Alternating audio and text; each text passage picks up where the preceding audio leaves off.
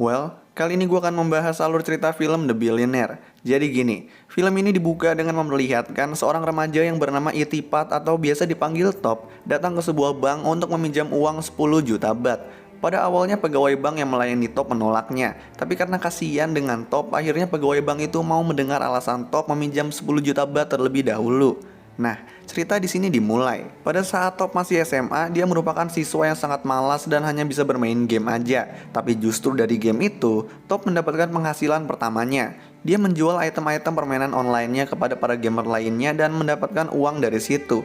Bahkan, Top bisa membeli mobil sendiri dari menjual item-item game itu. Tapi karena memiliki banyak uang itu, Top menjadi sewenang-wenang. Dia suka menyogok orang-orang untuk melanggar hukum. Karena memiliki mobil di sekolah, Top langsung dikenal satu sekolah dan banyak cewek-cewek yang menggodanya. Pada akhirnya Top memacari teman satu sekolahnya yang bernama Lin. Padahal kencan pertama mereka ini sangat buruk karena Top yang parkir sembarangan dan membuat seluruh jalanan memarahinya. Untungnya Lin sangat sabar dan menerima Top apa adanya. Pulangnya Top disambut dengan ayah ibunya yang langsung menginterogasi Top mengenai mobil yang dibawanya. Top menjelaskan semuanya secara jujur, tapi ayahnya nggak percaya dan malah menuduh Top berjudi. Ibunya hanya bisa menasihati Top dan menyuruh Top fokus belajar untuk ujian perguruan tinggi negeri. Tapi Top menghiraukannya dan tetap bermain game, sampai akhirnya Top nggak diterima di PTN. Top nggak sedih ditolak PTN, dia malah langsung pergi ke mall untuk membeli PS. Di sana, Top melihat PS seharga 25.000 bat dan DVD player yang seharga 800 bat. Top ini sangat pintar menawar, sehingga pada akhirnya Top mendapatkan keduanya hanya dengan harga 25.000 bat aja. Pulangnya ibunya menanyakan hasil tes PTN Top dan Top dengan santainya menjawab kalau dia keterima. Keterima di swasta maksudnya.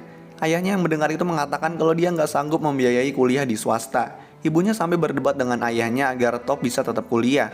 Top memutar otak agar bisa membiayai kuliahnya sendiri. Dia coba login ke game online-nya, tapi ternyata akunnya diblokir karena melakukan transaksi jual beli ilegal. Namun dia nggak kehabisan ide. Dia teringat dengan DVD playernya dan kembali ke mall tempat dia membeli DVD. Di sana, dia memborong 50 DVD player dengan harga 500 bat per unitnya, dan dia mencoba menjualnya kembali. Sialnya, ternyata DVD player itu bajakan sehingga baru pertama kali disetel langsung rusak.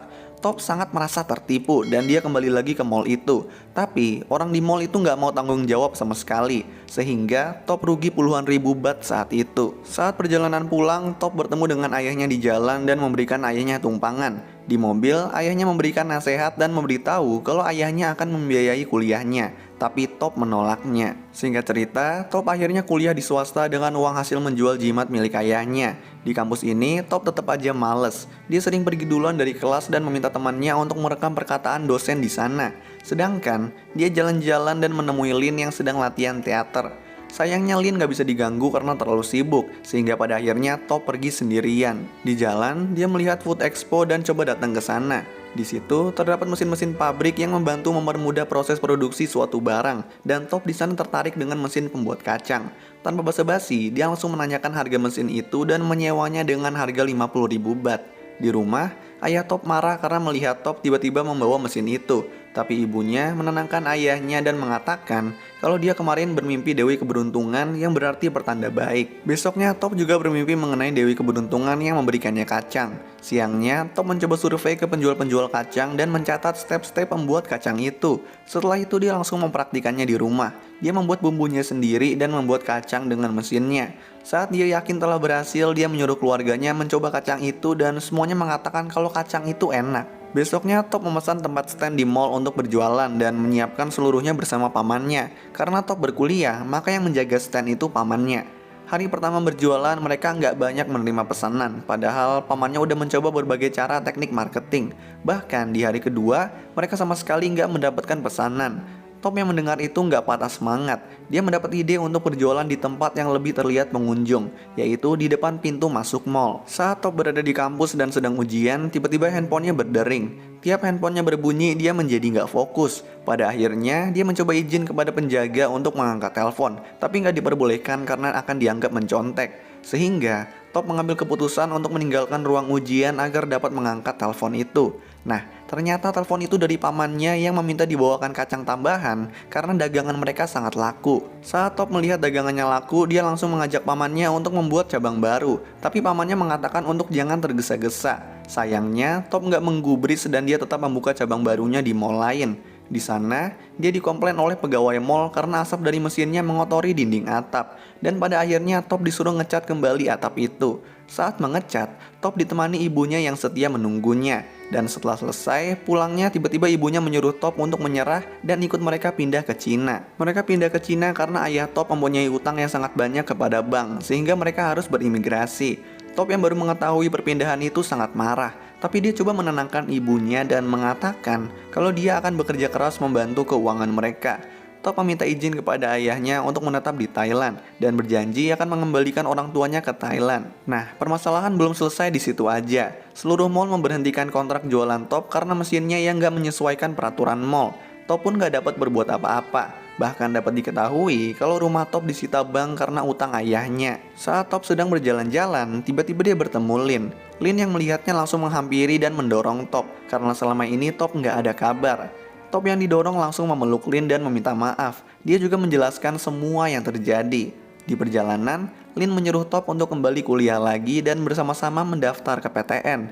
Lalu, Lin membuka cemilan rumput laut untuk dimakan mereka bersama. Dan saat itu juga, Top langsung mempunyai ide dari rumput laut itu. Top rela menjual segala barang miliknya untuk membeli 2 box rumput laut karena uangnya hanya tersisa sedikit.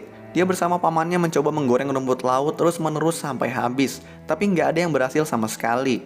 Pamannya sampai menyerah dan menyuruh Top untuk menyusul orang tuanya ke Cina, tapi Top belum mau menyerah dan tetap berusaha. Dia kembali menjual komputer-komputernya untuk membeli 1 box rumput laut. Sepulangnya dari membeli rumput laut, Top menemui pamannya terjatuh di dapur dan gak sadarkan diri. Saat itu juga, Top langsung membawa pamannya ke rumah sakit dan untungnya pamannya berhasil selamat. Besoknya, Top mencoba menggoreng rumput laut sendirian dan lagi-lagi dia menghabiskan 1 box tanpa hasil apapun.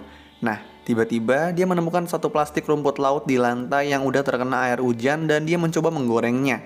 Ternyata rasanya enak, dan kali ini dia berhasil. Bahkan dia membawa rumput lautnya kepada pamannya dan menyuruh pamannya untuk mencobanya. Pamannya pun setuju, itu enak. Mereka memulai kembali menjual rumput laut di mall dan laku keras. Goldstop adalah memiliki penghasilan 1 juta baht per tahun. Lalu tiba-tiba, ibunya menelpon untuk mengucapkan Top yang ulang tahun.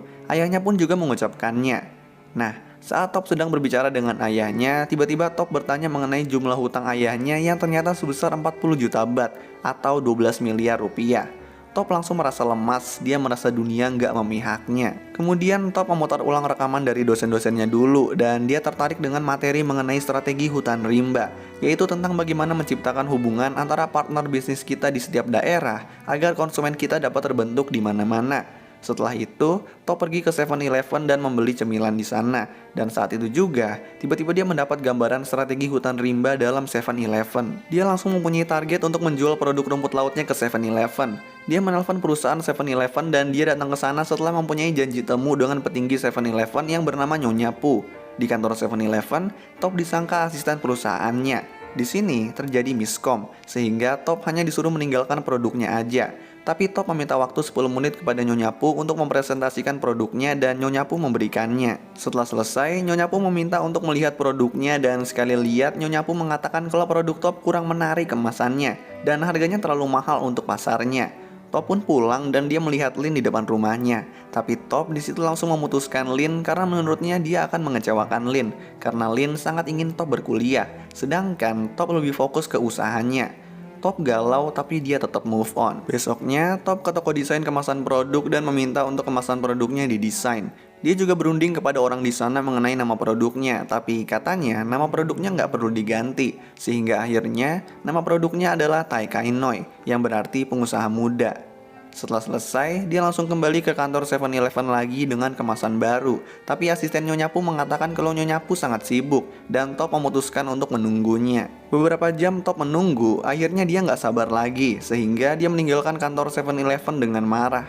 Produk yang dibawa Top dia berikan kepada satpam kantor 7-Eleven dan dari situlah produk Tai Kai Noi bisa sampai ke Nyonya Pu. Nyonya Pu yang naik lift melihat produk Top dan setelah itu langsung memanggil Top. Produk Top diterima, tapi dengan syarat dia harus mengirimkan produknya ke 6.000 cabang 7-Eleven, yaitu sekitar 72.000 kemasan.